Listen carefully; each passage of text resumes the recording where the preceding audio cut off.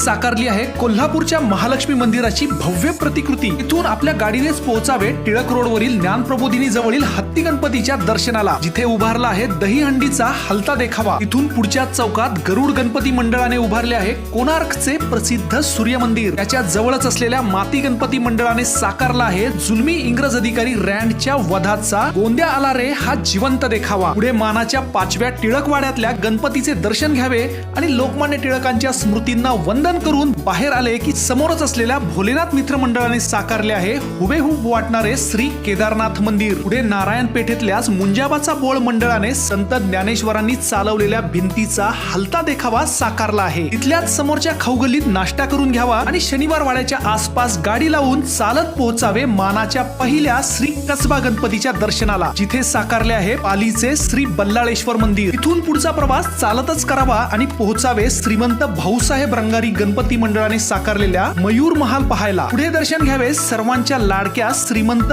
दगडूशेठ गणपतीचे। ह्यावेळी मंडळाने साकारले आहे केरळ मधल्या श्री पद्मनाभ मंदिराची भव्य प्रतिकृती। त्याच्याच मागे असलेल्या श्री बाबूगेनू मंडळाने साकारली आहे म्हैसूर पॅलेसची देखणी प्रतिकृती। इथूनच बाजूला असलेल्या अखिल मंडई मंडळाच्या सुंदर शारदा गणपतीचे दर्शन घ्यावे आणि पहावे त्यांनी साकारलेला कृष्णकुंज हा देखावा। बाजूलाच असलेल्या श्री जिलब्या मारुती मंडळाने उभारला आहे 12 ज्योतिर्लिंग दर्शनाचा देखावा। पुढे असलेल्या शनिपार ट्रस्ट मंडळाने साकारला आहे जलमय द्वारकाचा सुंदर आणि आकर्षक देखावा। त्यानंतर दर्शन घ्यावे मानाच्या 4थ्या श्री तुळशीबाग गणपतीचे, ज्यांनी साकारला आहे मयूर महाल। पुढे पोहोचावे बाजूलाच असलेल्या मानाच्या 3ऱ्या श्री गुरुजी तालीम मंडळात आणि बाप्पांचे दर्शन घेऊन जवळच असलेल्या मानाच्या 2ऱ्या आणि पुण्याच्या ग्रामदेवता असलेल्या तांबडी जोगेश्वरी मंडळाच्या बाप्पा